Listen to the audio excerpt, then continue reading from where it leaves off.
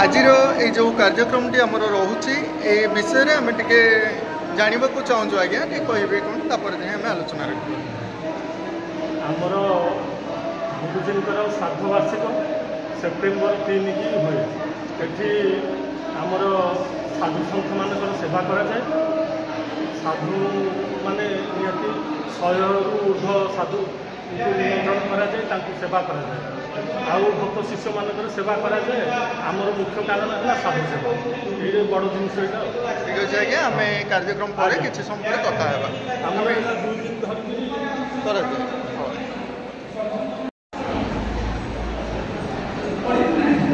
पिला द्वारा साधु सन्यासी मान द्वारा गीता पाठर सुंदर कार्यक्रम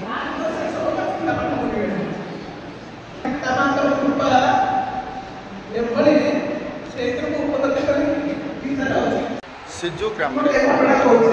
आश्रम ये आश्रम ठारे प्रति वर्ष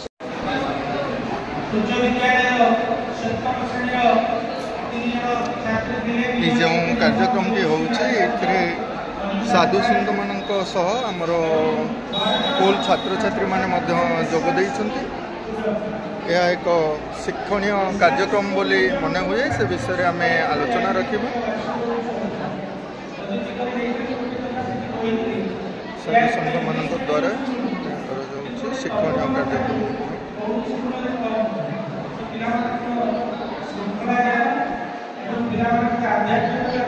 स्कूल नाम कोठी स्कूल कोठी नहीं कोठी आज ये आश्रम कौन हो जानते कि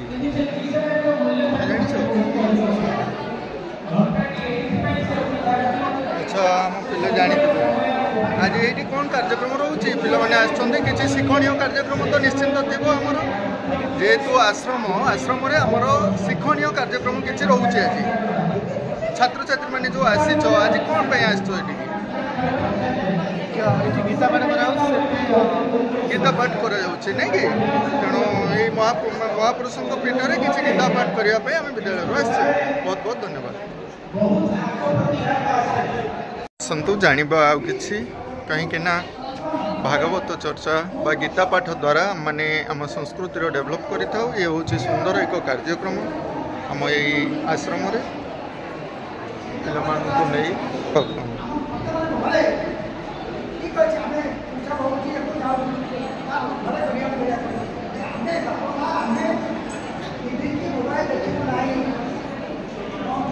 पिलामाने शुणुच ना नहीं बुझुच ना नहीं सब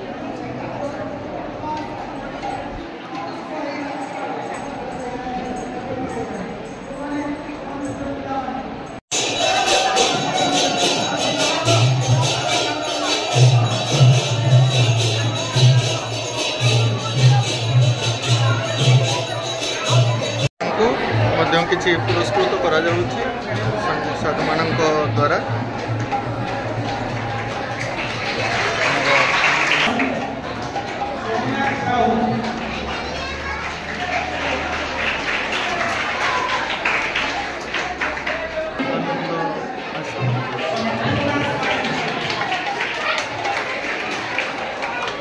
जेहेतु जानिले आज आम पिला द्वारा किसी आज किसी पुरस्कार मिली ना कि तुम कंपटीशन किसी थिला कौन थिला माने एमते किसी आध्यात्मिक बा गीता ऊपर किसी चर्चा थिला नहीं कि हाँ आम टे मिस सह ए विषय किसी आलोचना रखा भागवत ये सब हूँ आम ओडिया साहित्य और संस्कृति गोटे पवित्र और महान ग्रंथ आमर आगुरी समस्ते आम घरे प्रत्येक घरे गीता पाठ कराए सका सन्ध्या बेले भागवत चर्चा भागवत चर्चा कराए गाँ गहली जो भी जी भी हूँ समस्ते व्यस्त बहुल जीवन किसी किसी समय भगवान उद्देश्य समर्पण करते आजिका जुगे आगु करुले होनी कि आगु कि आजिका जुगे बर्तमान युवपीढ़ी मैंने माने समस्ते कर्मरत और पैसा पक्षे जाते जितकी भी समय मिलूँ से आध्यात्मिक भावना प्रति मनोवृत्ति आसुना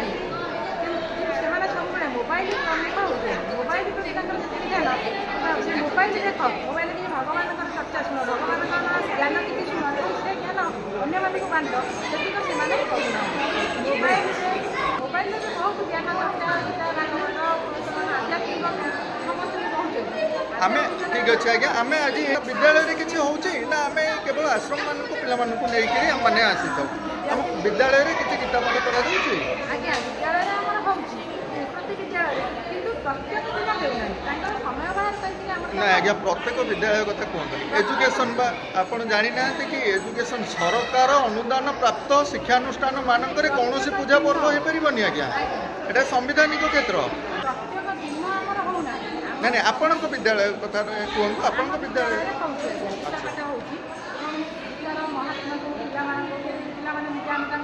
पाठ कर आम कथार आज बुझु न बुझु पढ़ गीता तेणु गीता पढ़ा द्वारा गीतार जिते संस्कृत जिते कष्टकर है से प्रतिदिन व्यवहार करने द्वारा आवृत्ति करने द्वारा सी निजे निजे आवृत्ति कर अच्छा विद्यालय में कौन आज्ञा विद्यालय नाम आम विद्यालय नाम नेशनल स्कूल गीता पाठ द्वारा आम पिलाମାନଙ୍କର कौन उपकृत हे पिलाମାନେ ए समय पाठ पढ़ा समय से विषय टी कह ଜାଣିବାଟା ନିହାତି ଆବଶ୍ୟକ ଏବେକାର ପିଲାମାନେ ଆମେ କେବଳ ମାନେ ଗୀତା କ'ଣ ସେ କଥା ବି ମାନେ ଜାଣିଥାନ୍ତି ଗୀତା କ'ଣ ଯାହାଦ୍ୱାରା ଗୀତାଟା କ'ଣ ସେ ବିଷୟରେ ଆମେ ତାଙ୍କୁ କେମିତି କ'ଣ ବୁଝେଇବା ମାନେ ଗୀତାରେ ଭଗବାନ କିଏ ସେ ବିଷୟରେ ଜାଣିବା ପାଇଁ ସେମାନଙ୍କୁ ସବୁ ଆମେ ଆମ ଦ୍ୱାରା ହିଁ ଆମେ ଜଣାଇବା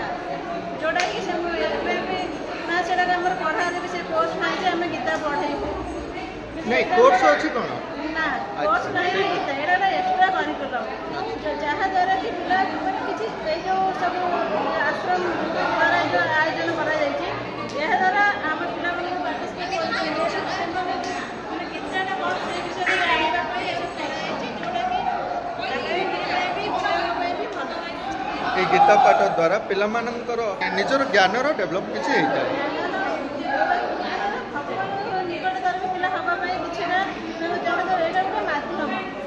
आज्ञा बहुत बहुत धन्यवाद आज्ञा आम पिला पचार पे आज छोट पिलाटी अच्छी गीता कौन जान कि जान गीता विषय आज कौन सब शिखिल टे कह गीता पढ़ा द्वारा आम मन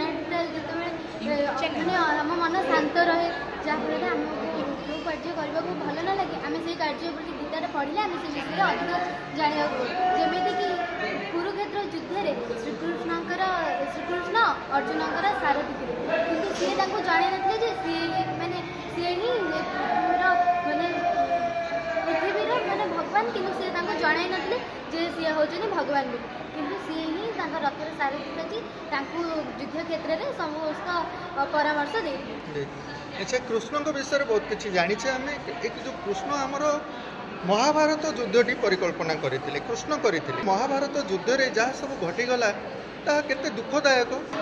शांत परिवेश खोजा सत्य शांति बचापी किंतु महाभारत आमको कौन शिक्षा दिए कौरव मैंने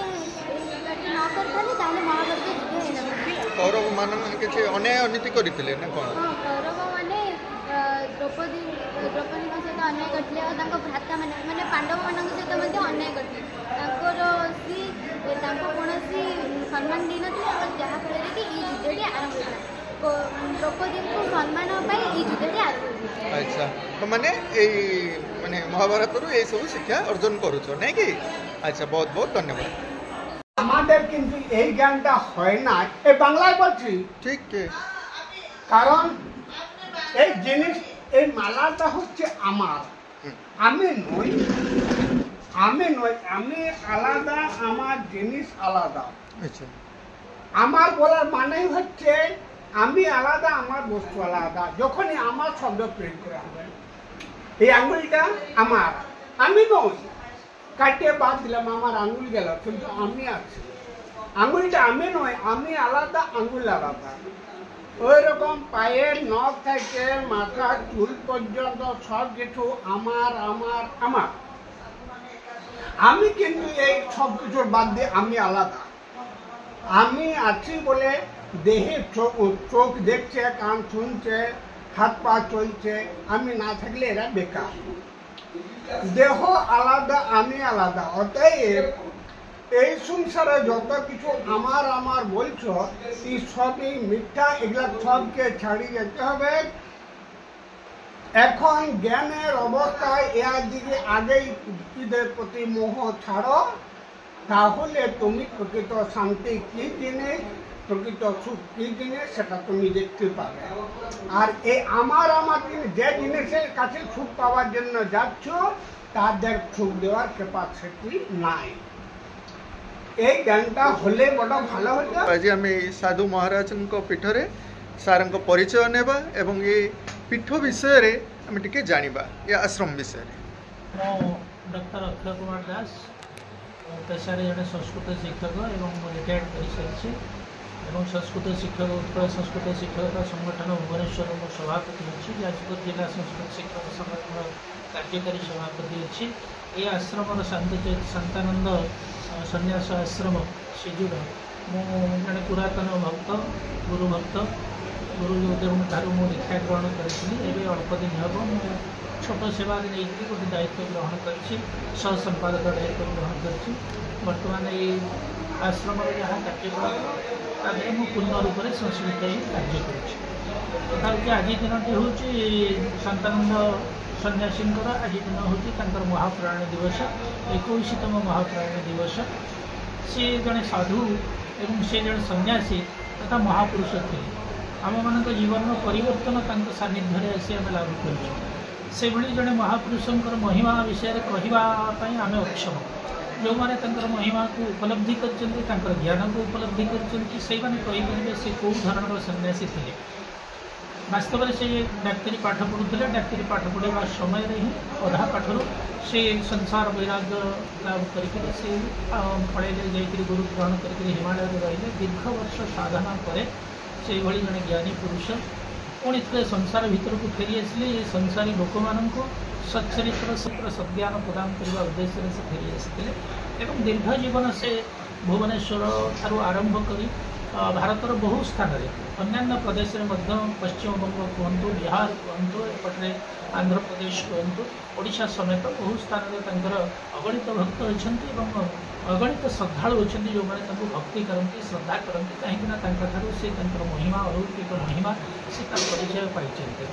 ଆଜି ଦିନରେ କ'ଣ ହେଇଛି, ଆଜି ଦିନରେ ଆମେ ତାଙ୍କର ସ୍ମୃତିସାରଣ କରୁଛୁ। ସେଭଳି ଜଣେ ସନ୍ନ୍ୟାସୀଙ୍କର, ସେଭଳି ଜଣେ ଦିବ୍ୟ ପୁରୁଷଙ୍କର ବାଣୀ, ଦିବ୍ୟ ପୁରୁଷଙ୍କର ଜୀବନୀ ଯଦି ସମାଜରେ ପ୍ରସାରିତ ହୁଏ, ନିଶ୍ଚିତ ଭାବରେ ଆଜି ସମୟରେ ସମାଜ ସେଥିରେ ସୁଧରିବ। ସମାଜ ସୁଧରିବାର ପ୍ରଥମ ଅଙ୍ଗ ହେଉଛି ଛାତ୍ରଛାତ୍ରୀ। ଛାତ୍ରମାନଙ୍କ ଭିତରେ ଯଦି ଆଧ୍ୟାତ୍ମିକ ଜ୍ଞାନ ପ୍ରବେଶ କଲା ତାହେଲେ ତାହା ଭବିଷ୍ୟତରେ ଗୋଟିଏ ସୁସମାଜ ଗଠନ କରିପାରିବ। ଯେଉଁମାନେ ପ୍ରୌଢ଼ ବୟସରେ ଉପନୀତ ହେଲେଣି ସେ ଗୋଟେ ଜେନେରେସନ୍ ଗ୍ୟାପ୍ ନେଇସାରିଲେଣି। ବର୍ତ୍ତମାନ ହୁଏତ ପ୍ରୌଢ଼ମାନଙ୍କ ଭିତରେ କିଛିଟା ଆଧ୍ୟାତ୍ମିକ ଜ୍ଞାନ ଅଛି ଏବଂ ସେମାନେ ସେଇ ଧରଣର କାର୍ଯ୍ୟକଳାପ କରୁଛନ୍ତି। ମାତ୍ର ଛାତ୍ର ସମାଜ ବର୍ତ୍ତମାନ ବିଜ୍ଞାନ ଅଭିମୁଖୀ ହେଇ, ବିଜ୍ଞାନ ମନସ୍କ ହେଇ, ବୈଷୟିକ ମନସ୍କ ହେଇକରି ଆଧ୍ୟାତ୍ମିକତାକୁ ବହୁତ ଦୂରକୁ ପଳାଇ ଯାଇଛନ୍ତି। ଆମେ ଗୋଟେ ପ୍ରୟାସ ରଖିଛୁ, ଗୀତା ଜ୍ଞାନ ପ୍ରତିଯୋଗିତା। ପ୍ରତିଯୋଗିତା କେବଳ ଗୋଟେ ନାମକୁ ମାତ୍ର ପ୍ରତିଯୋଗିତା, କିନ୍ତୁ ଗୀତାର ସମ୍ବନ୍ଧରେ, ଗୀତାର ବିଷୟରେ, ଗୀତାର ଯେଉଁ ଆଧ୍ୟାତ୍ମିକ ଜ୍ଞାନ ବିଷୟରେ ପିଲାମାନଙ୍କୁ, ଛାତ୍ରଛାତ୍ରୀମାନଙ୍କୁ ଆଜି ଦିନରେ, ଆଜି ତାଙ୍କର ପୁଣ୍ୟତିଥିରେ କିଛି ସେମାନଙ୍କୁ ଶିକ୍ଷା ଦେବା, ସେମାନେ ସେଥିରୁ କିଛି ପ୍ରେରଣା ପାଇବେ ଏବଂ ନିଜ ଜୀବନ ଗଠନରେ ତାକୁ ଲଗେଇବେ। ଏ କାର୍ଯ୍ୟ କରିବା ପାଇଁ ଆମେ ପ୍ରୟାସ କରୁଛୁ ଏବଂ ଯେଉଁ ଭକ୍ତ ଶିଷ୍ୟମାନେ ଅଛନ୍ତି ଆଶ୍ରମ ପରିସରରେ, ଆଶ୍ରମ ବାହାରେ, ବିଭିନ୍ନ ସ୍ଥାନରେ, ସେମାନେ ଆଜି ଦିନରେ ଏଠି ଏକାଠି ହୁଅନ୍ତି, ବାବାଙ୍କର ମହିମା ବିଷୟରେ ଚିନ୍ତନ କରନ୍ତି, କଥନ କରନ୍ତି ଏବଂ ଆଲୋଚନା କରନ୍ତି। ତାଙ୍କର କଥା, ତାଙ୍କର ଆଦର୍ଶ, ତାଙ୍କର ବାଣୀରେ ବର୍ତ୍ତମାନ ସମୟରେ ଏମାନେ ମଧ୍ୟ ଉଦ୍ବୁଦ୍ଧ ହୁଅନ୍ତି ଏବଂ ନିଜ ଜୀବନକୁ ସରସ ସୁନ୍ଦର କରିବା ପାଇଁ ସବୁବେଳେ ପ୍ରୟାସ କରୁଛନ୍ତି। ଗୀତା ପାଠ କରାଯାଉନି ଆଜ୍ଞା, କୌଣସି ପୁସ୍ତକ ସେମାନେ ହେଇଛି ଯେ ଆମର ଭାରତୀୟ ସଂସ୍କୃତିରେ, ଭାରତୀୟ ଶିକ୍ଷା ପଦ୍ଧତି ଆଜି ମଧ୍ୟ ଗୋଟେ ଯେମିତି ତାକୁ ପରୀକ୍ଷାମୂଳକ ଭାବରେ ଚାଲିଛି। ଆଜି ସମୟରେ ମଧ୍ୟ ଗୋଟେ ସ୍ଥିର ଶିକ୍ଷା ପଦ୍ଧତି ହେଇପାରି ନାହିଁ। 5 ବର୍ଷ ଗୋଟେ ଶିକ୍ଷା ପଦ୍ଧତି ପ୍ରଚଳନ କରୁଛନ୍ତି, ତାପରେ ଦେଖୁଛନ୍ତି ଆଉ ଗୋଟେ ନୂଆ ଶିକ୍ଷା ପଦ୍ଧତି ପ୍ରଚଳନ କରୁଛନ୍ତି। ବର୍ତ୍ତମାନ ଭାରତ ସରକାର, ଆପଣ ଜାଣିଥିବେ କି ନାହିଁ ମୁଁ କହିପାରିବି ନାହିଁ, ଗୋଟେ ହେଉଛି ଶ୍ରାବଣୀ ପୂର୍ଣ୍ଣିମା, ଗତ ଶ୍ରାବଣ ପୂର୍ଣ୍ଣିମା ପୂର୍ବରୁ ଭାରତ ସରକାର ଗୋଟେ ଅଧ୍ୟାଦେଶ ଜାରି କଲେ। ଓଡ଼ିଶା ସରକାର ମଧ୍ୟ ସରକାରୀ ସ୍ତରରେ ଗୋଟେ ଚିଠି କଲେ, ସବୁ ବିଦ୍ୟାଳୟମାନଙ୍କୁ ଚିଠି କଲେ, ଗୋଟେ ସପ୍ତାହ ପର୍ଯ୍ୟନ୍ତ ସଂସ୍କୃତ ଦିବସ ପାଳନ କରାଯିବ। କାହିଁକିନା ସଂସ୍କୃତ ହେଉଛି ସବୁ ଭାଷାର ଜନନୀ, ତେଣୁ ସେ ସଂସ୍କୃତ ଦିବସ ପାଳନ କରିବା ପାଇଁ ଗୋଟେ ବଡ଼ ପ୍ରୟାସ ଏ ବର୍ଷ ନେଇଛନ୍ତି। ତା ଫଳରେ କ'ଣ ହେଇଛି, ସାରା ଓଡ଼ିଶାରେ प्रत्येक विद्यालय नुहे महाविद्यालय श्रावणी पूर्णिमार पूर्व 3 पर 3 दिन संस्कृत दिवस पालन करे। गाइडलाइन सरकार लिखी सी कौन कर समय मानक प्रार्थना सभाटी प्रार्थना सभा चाणक्य भर्तृहरि इत्यादि जो नीतिवाणी अच्छी से नीतिवाणी की सब परिवेषण कर उद्बुद्ध कर सचेतन कर बर्तमान जो विशृंखलित होगा जाऊँ छात्र समाज जो पथभ्रष्ट होगा जाऊँ सरकार उपलब्धि कर समय संस्कृत एवं गीता विशेषकर गीता जहाँ हूँ भारतीय हिंदू शास्त्र हूँ दर्पण सदृश जहाँकि मुझे पूर्व कहूली महात्मा गांधी सब सागे धरिकी रखुले अन्य आलोचना समालोचना करते गांधी जी बोधे गोटे देखा लोक देखा गीता धरी कि गांधीजी कहते मुझे बड़ बड़ समस्यार सम्मुखीन हुए मो आखि बजिकी जो गीताटी खोली दिए जो श्लोकटी मो आखिरे पड़े सेटा मोर समस्या को समाधान करदिए। तेणु गीतार एभली महत्व अच्छी गीता महत्व कहले तो ताहा माने गोटे समुद्र सदृशता वर्णना करवा एते कम समय भितर सहज हम ना। तथापि आज समय गीतार महात्म्य नीतिवाणी महात्म्य छात्र समाज को श्रृंखल करने गोटे पर्याप्त परिमाण आवश्यकता रही कौन आमको संस्कृत पाठ बर्तमान आमको कष्ट होचे आज्ञा पिला शिखेवाई कि प्रारंभिक क्षेत्र में आम जहाँ जानी आसुचु तो संस्कृत अध्ययन करने को दि जाऊन आज्ञा केवल ब्राह्मण बंधु मानक उद्धृत थिला आज्ञा। संस्कृत अति सरल भाषा से समय जो मैंने संस्कृतज्ञ पंडित माने थिले से गोटे कुसंस्कार मूलक गोटे कथा कही संस्कृत हूँ अत्यंत जटिल भाषा अत्यंत कठिन भाषा यार व्याकरण अति कष्टसाध्य एक साधन करवा लोक मान पाखु दूरे नहीं देवभाषा रूप में परिणत करुले कि लोकभाषा करूनते किंतु वर्तमान समय संस्कृत समाज संस्कृत शिक्षक संगठन संस्कृत विज्ञ व्यक्ति माने संस्कृत को अति सरल भाव में सावलील भाव में कविता लिखन माध्यम लोकभाषा रूप में परिणत कर लोकभाषा शब्द अर्थ हूँ सबु स्थान सब पिला पाखे सब शिक्षकों पाखे सब अभिभावक मान पाखे संस्कृत भाषा जा पहुँचो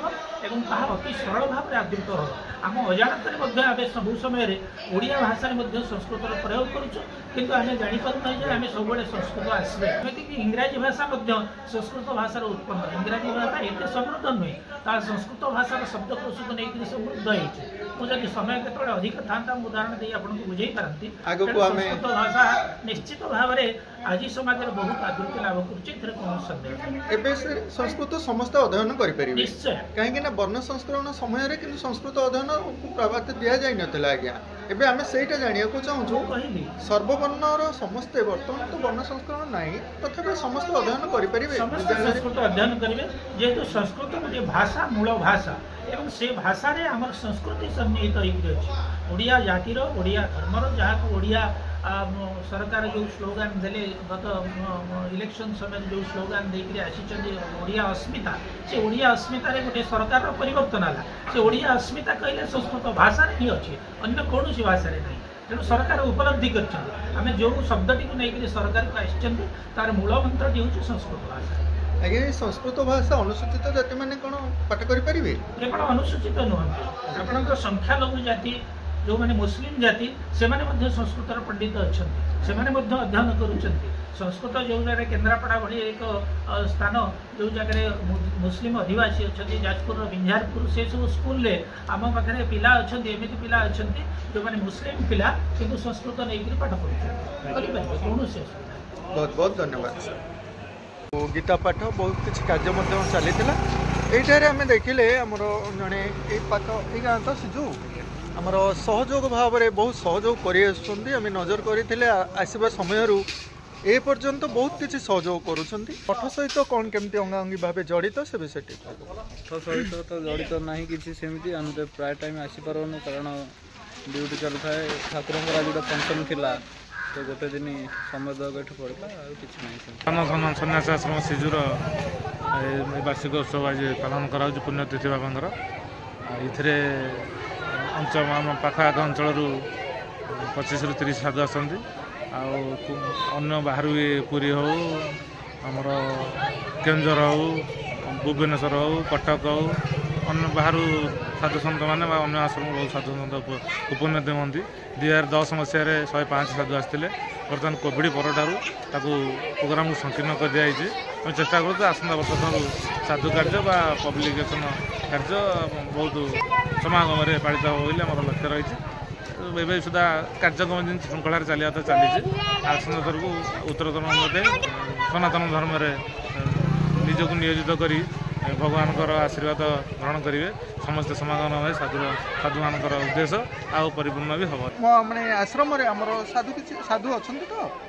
ନା ସାଧୁଙ୍କ ବିଷୟରେ କିଛି ସନ୍ନ୍ୟାସୀ କହିବା ନା ସାଧୁ କହିବା କ'ଣ ଟିକେ କହିବେ ତାଙ୍କ ଆଶ୍ରମ ଦାୟିତ୍ୱରେ ଯେଉଁ ଅଖଣ୍ଡାନନ୍ଦ ମହାରାଜ ଅଛନ୍ତି ଦାୟିତ୍ୱରେ ଅଛନ୍ତି ସାଧୁ ଅଛନ୍ତି। ସେ ବର୍ତ୍ତମାନ ଚାରିଧାମ ଗୁପ୍ତରେ ତୀର୍ଥରେ ଅଛନ୍ତି। ଆଉ ସେ ଏଥର ଉପସ୍ଥିତ ରହିପାରିଲେନି, କହିଥିଲେ ଆଜି ଆସିବେ ବୋଲି ଆସିହେଲାନି, ସମୟ ସାପେକ୍ଷ ଦୃଷ୍ଟିରୁ ଆସିହେଲାନି, କୌଣସି ଯାତ୍ରାରେ ବିଳମ୍ବ ଭାବରେ ଆସିପାରିଲେନି। ତାଙ୍କ ପରବର୍ତ୍ତୀ ପର୍ଯ୍ୟାୟରେ ଆମେ